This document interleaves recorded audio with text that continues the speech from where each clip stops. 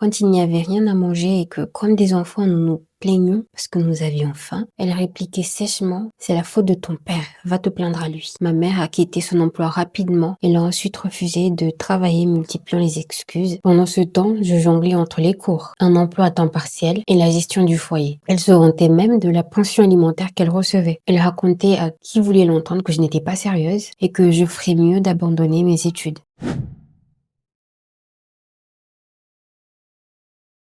Que dois-je faire quand la personne qui aurait dû me protéger m'a utilisé toute ma vie, puis m'accuse d'égoïsme le jour où je décide de enfin me protéger? Mes parents ont divorcé quand j'étais à la maternelle. J'avais à peine 6 ans à ce moment-là et c'est ma mère qui a obtenu la garde exclusive. Elle souffrait de troubles psychologiques importants. Aujourd'hui, avec le recul, je pense que c'était clairement un trouble borderline associé à des traits narcissiques. Dès le divorce, elle nous répétait que si nous manquions de chose essentielle, ce n'était bien sûr jamais de sa faute, toujours de celle de mon père. Quand il n'y avait rien à manger et que, comme des enfants, nous nous plaignions parce que nous avions faim, elle répliquait sèchement: c'est la faute de ton père, va te plaindre à lui. J'ai très vite appris à ne rien demander, mais surtout à toujours m'occuper d'elle. Dès l'âge de 8 ans, moi et ma sœur, qui elle en avait 10, avions une routine bien rodée. Rentrer directement après l'école, faire nos devoirs, nettoyer la maison, préparer à manger et nous débrouiller seuls. Il ne fallait surtout pas demander à notre mère de cuisiner ou même d'aider. Tout devait être fait pour qu'elle n'ait rien à faire.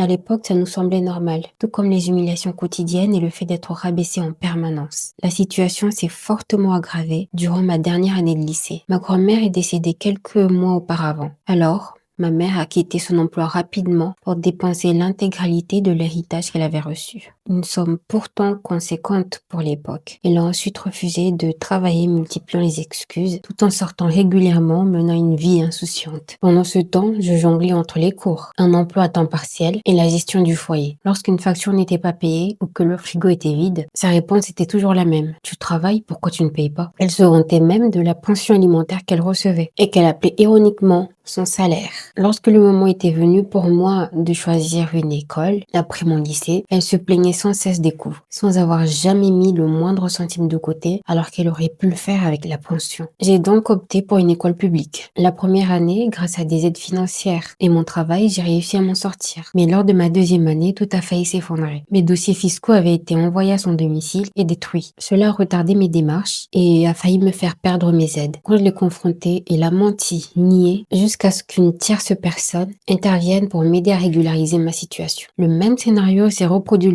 l'année suivante. Résultat, des aides réduites, des démarches compliquées. Et toujours la même phrase lorsqu'il n'y avait pas d'argent ou de nourriture: va te plaindre à ton père. À l'été précédent, ma troisième année d'études, j'étais épuisée. Je travaillais à temps plein, économisais le plus que possible, mais ma mère refusait de m'aider. Elle m'en voulait même d'avoir pris un téléphone pour moi à mes frais au lieu de lui payer elle ses loisirs. Elle racontait à qui voulait l'entendre que je n'étais pas sérieuse et que je ferais mieux d'abandonner mes études. Le jour de la rentrée universitaire, on m'a soudain annoncé que je ne pouvais pas emménager dans mon nouvel appartement sans verser une somme importante. J'étais paniquée, alors j'ai appelé mon père. Il est venu, a pris les choses en main et a co-signé un prêt qu'il a ensuite remboursé lui-même et a réglé ce qui manquait. Ce jour-là, il m'a dit la vérité. Ma mère avait refusé de payer les études de ma sœur aussi. La pension alimentaire ne servait ni à nos études ni à nos besoins. Mon père, de son côté, continuait à payer le logement, les charges et une pension quand même pas mal élevé, alors même que je ne vivais plus à la maison. Il a alors décidé de saisir la justice et a proposé de directement financer mes études, mais de cesser de verser de l'argent à ma mère. Le juge a validé cette décision et ma mère a perdu sa pension. Elle a dû faire face à ses propres responsabilités financières. Après ça, elle m'a accusé d'être égoïste, de ne penser qu'à moi-même et a tenté de me faire culpabiliser. Alors que moi, j'avais tout simplement fait ce qu'elle m'a répété toute mon enfance. Je me suis plainte à mon père. La suite, il s'est avéré que mes études ont fait plus économiser mon père qu'autre chose. Payer mes études lui coûtait moins cher que de continuer à financer la vie de ma mère. Aujourd'hui, j'ai toujours un contact distant avec elle, mais j'ai appris à ne plus rien attendre. Je me suis rapprochée de mon père et de ma belle famille qui, eux, ont toujours été là pour moi. Mon enfance n'a pas été parfaite, loin de là, mais elle m'a appris à être autonome, lucide et forte. Et actuellement, je peux vous dire que je n'ai aucun regret.